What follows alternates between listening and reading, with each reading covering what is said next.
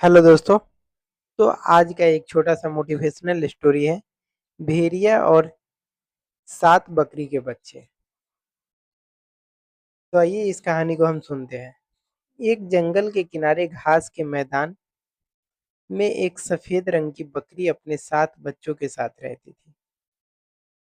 उनका एक छोटा सा घर था जिसमें वो सब बड़े प्यार से रहते थे। बकरी अपने बच्चों को खाने पीने की व्यवस्था करती और सातों बच्चे जंगल में खेलते, नाचते, गाते, उछल कूद मचाते रहते। उसके दिन बड़ी खुशी से बीत रहे थे। एक दिन बकरी ने देखा कि जंगल में खतरनाक काला भेड़िया वहां आ गया है और उसके बच्चे को खाने की फिक्र में है। एक दिन बकरी ने देखा कि जंगल में एक खतरनाक वाला काला भेड़िया आ गया है और वो भेड़िया बकरी के बच्चे को खाने की फिराक में लगा था। उसने उनका घर के बाहर निकलना बंद कर दिया। बकरी ने अपने बच्चों को घर से निकलना बंद कर दिया। बच्चे पे रोक लगा दिया कि तुमको घर से बाहर नहीं निकलना है।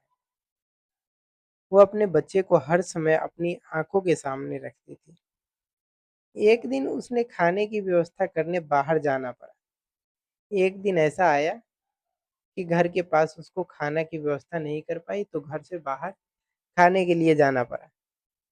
जाने से पहले उसने बच्चे को हिदायत दी, यानी कि समझाया, मेरे प्यारे बच्चों, घर से बाहर मत निकलना। खतरनाक भेड़िया आसपास ही घूम रहा है। कोई दरवाजा खटखटाए तो बिना पूछे दरवाजा मत खोलना। ये काला भेड़िया है, इसके काले पैर है और इसकी आवाज कर्कश है। इसकी पहचान दरवाजा खटखटाने पर ये उसे जरूर देख लेना। बकरी बोली कि मेरे प्यारे बच्चों, घर के बाहर मत निकलना। खतरनाक वाला भेड़िया आसपास ही घूम रहा है। अगर कोई दरवाजा खटखटाए तो बिना पूछे दरवाजा मत खोलना और इसके दरवाजा मत खोलना। ये काला भेड़िया है, इसके काले पैर है और इसकी आवाज कर्कश है। दरवाजा खोलने से पहले इस सब बातों को ख्याल कर लेना, एक बार देख लेना। बकरी चली गई।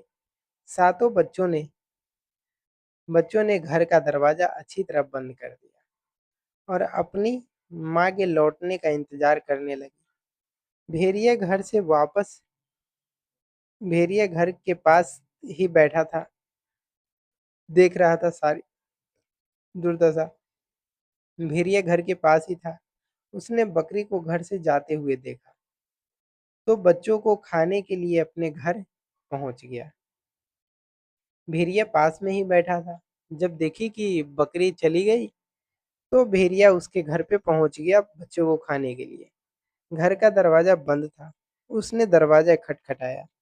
एक बकरी का बच्चा दरवाजा खोलने के लिए जाने लगा तो सबसे बड़े बच्चे को अपनी माँ की बात याद आई और उसने उसे रोक दिया और अंदर से ही पूछा, कौन? तो भेड़िया बोल रही है, मैं तुम्हारी माँ हूँ मेरे प्यारे बच्चों। भेड़िए ने उत्तर दिया। अब इसकी आगे की कहानी सुनने के लिए चैनल को सब्सक्राइब और एक प्यारा सा कमेंट जरूर करें। ये कहानी फिलहाल यहीं तक। कल हम अब इस कहानी को आगे तक बताएंगे। धन्यवाद।